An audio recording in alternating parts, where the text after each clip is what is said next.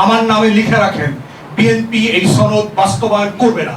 তাজউদ্দিন আহমেদের ডায়েরি যদি পড়েন দেখবেন যে সেখানে খেতে খেতে তার বাসায় শেখ মুজিবকে বারবার বলেছে যে মুজিব ভাই, আপনাকে তো 9 মাসের গল্পটা বলা হলো না, আমরা কি করে ওই পারে এই পারে মিলিয়ে একটা যুদ্ধকে সংগঠিত করেছি। এবং শেখ মুজিব ডাল ভাত চাবাইতে চাবাইতে বলল, ওগুলা শোনা লাগবে না। আপনারা জানেন যে শেখ মুজিবের কণ্ঠে একটা দক্ষিণ অঞ্চলের টোন ছিল, আমি সব জানি, তোরা কি করছো না করছো। এবং আপনারা জানেন যে 3.5 বছর শেখ মুজিব একবারের জন্য সেই অস্থায়ী সরকার যেটা গঠিত হয়েছিল মেহেরপুরের বৈদ্যনাথ তলায়, সেই জায়গাটা ভিজিট পর্যন্ত করতে যায়নি। যদিও আপনারা জানেন যে সেই জায়গাটা তার নামে নামকরণ পর্যন্ত করা হয়েছিল, মুজিবনগর। এবং শুধু তাজউদ্দিন আহমেদের লেখা না, তখনকার সমসাময়িক যারা কূটনীতিক ছিলেন, আমলা ছিলেন, অনেকের লেখাতে এই হীরমন্যতার কথা আসছে যে শেখ মুজিব, শেখ পরিবার এবং আওয়ামী লীগের একাংশে, ইভেন আওয়ামী লীগের যে এমপি ছিলেন মহাইমিনের লেখা যদি পড়েন, বিবিসি বাংলার সাবেক মহাপরিচালক ছিল সিরাজুর রহমান সাহেব, তার লেখার আপনারা একই জিনিস দেখতে পাবেন। এই হীরমন্যতার একটা বড় জায়গা হচ্ছে যে বাংলাদেশে এত বড় একটা ঘটনা ঘটে গেছে, 71-এর লড়াই হয়ে গেছে, একটা দেশ স্বাধীন হয়ে গেছে, কিন্তু আমার নেতৃত্ব হয়নি। শেখ মুজিব কোনোদিন তার এই হীনমন্যতা বোধ থেকে উঠে আসতে পারেনি। এবং পাকিস্তানেও যখন সে বিভিন্ন সময় কথা বলেছে, রাজনৈতিক নেতাদের সাথে কথা বলেছে, তার এই তথাকথিত বন্দী জীবনশালায়, সে আসলে বন্দী ছিল না, ওখানে ভিআইপি স্ট্যাটাসে ছিল, তখন সে কিন্তু বলেছে যে তাজউদ্দিন কথা শুনে না, ওই পারে যায়, এই 7 দফা চুক্তি করে, হাবি জাবি ভারতীয়দের সাথে দালালি করছে। এই কথাগুলো কিন্তু সে বলেছে। সে তো স্বাধীন বাংলাদেশ চাই নাই, প্রধানমন্ত্রী হতে চেয়েছিল। তারপরে যেটা ঘটে গেছে যে প্রধানমন্ত্রী হতে পারে নাই, মুক্তিযুদ্ধটা তার নেতৃত্ব পর্যন্ত হয় নাই। এই হীনমন্যতা বোধই কিন্তু আওয়ামী লীগকে চেতনা ব্যবসার নামে, 71 ব্যবসার নামে বাংলাদেশকে ভারতের কাছে বারবার বিক্রি করতে বাধ্য করেছে, তার এই হীনমন্যতা।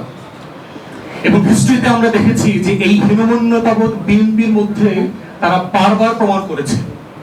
দেখবেন যে 75-এর পট পরিবর্তনের সবচেয়ে বড় বেনিফিশিয়ারি কারা? শহীদ প্রেসিডেন্ট জিয়াউর রহমান, বিএনপি এবং তার দল। কিন্তু দেখেন তো 75 পরবর্তী সেই ঘটনায় যারা গুরুত্বপূর্ণ রোল প্লে করেছেন, তাদেরকে কাউকে কি শেষ পর্যন্ত বিএনপি অন করেছে? কাউকে করে নাই, সে ন্যূনতম কাউকে করে নাই। সালাউদ্দিন কাদের চৌধুরী তার দলের এমপি ছিলেন, অনেক বছরের বড় নেতা ছিলেন, তার মৃত্যুতে, তার ফাঁসিতে একটা শোক প্রস্তাব পর্যন্ত বিএনপি নিতে পারে নাই। সমালোচনা করার দূরের কথা, এত লেভেলের হীনমন্যতা। আমার নামের ফ্রেন্ড এখানে আছে, শিশির এই মামলার সাথে জড়িত ছিল, সে জানে যে বিএনপি কে হাত পাও ধরা হয়েছে সালাউদ্দিন কাদের চৌধুরীর ব্যাপারে স্টেটমেন্ট দেওয়ার জন্য, তারা দিতে রাজি হয়নি। তার এই পলিটিক্যাল ইনফিরিয়রিটি কমপ্লেক্স যেটা তার মাঝে কাজ করে প্রচন্ড রকম ভাবে। তারপরে দেখেন 90-এর ফ্রেমওয়ার্কের, 90-এ কনস্টিটিউশনাল সংবিধানের বাইরে গিয়ে শাহাবুদ্দিনকে এনে নির্বাচন করিয়ে এই যে একটা এক্সট্রা কনস্টিটিউশনাল রিয়ালিটিতে তাকে ক্ষমতায় আনা হয়েছে, তার বেনিফিশিয়ারি তো বিএনপি ছিল। বিএনপি কোনোদিন এই বিষয়টাকে অন করেছে যে আমাদের এই যে 3 জোটের ফ্রেমওয়ার্কের যে ন্যাশনাল প্লেস ছিল, ওয়াদা ছিল, সেটাকে আমাকে বাস্তবায়ন করতে হবে? সেটা করে নাই। আওয়ামী লীগ তো করেই নেই, তারপরে কথা। তারপরে দেখেন তার আরেকটা হীনমন্যতার প্রশ্ন, কেয়ারটেকারের প্রশ্ন যখন আসছে, দেখেন যে পলিটিক্যাল কোয়েশ্চেনকে কিভাবে পলিটিক্যালি ডিল না করে সংবিধানের দোহাই দিয়ে সে কিভাবে তার নিজের বিপদ ডেকে এনেছিল।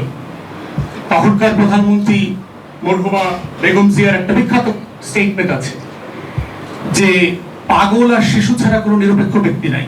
অর্থাৎ নিরপেক্ষ ব্যক্তি না থাকলে নিরপেক্ষ তত্ত্বাবধায়ক সরকার ব্যবস্থা কিভাবে চালু হবে, এটা তো প্র্যাকটিক্যালি পসিবল না। তারপরে হচ্ছে সংবিধানে তো এই ধরনের প্রভিশন নাই। সারা দুনিয়াতে, পৃথিবীতে সবসময় নির্বাচিত সরকারি নির্বাচন আয়োজন করে, অথচ তার কয়েক বছর আগে মাত্র এই কথাগুলো যখন সে বলছে 93, 94, 95 সালে, সে নিজে কিন্তু এইরকম একটা নিরপেক্ষ তত্ত্বাবধায়ক সরকার ব্যবস্থা যেটা সংবিধানে ছিল না, তার ফ্রেমে নির্বাচিত হয়ে 91-তে ক্ষমতায় আসছে।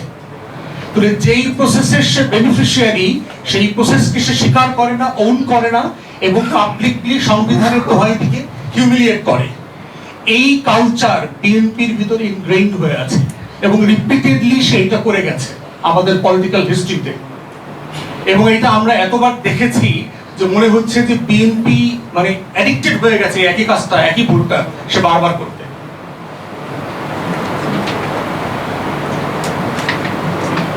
তাহলে এখন দেখেন আমরা সুধীজন যারা আছে, এই যে ফাহিম ভাই সাক্ষী, আমি ফাহিম ভাইকে বলেছি বিএনপি এই সনদ বাস্তবায়ন করবে না, জিজ্ঞেস করেন নির্বাচনের আগে বলেছি।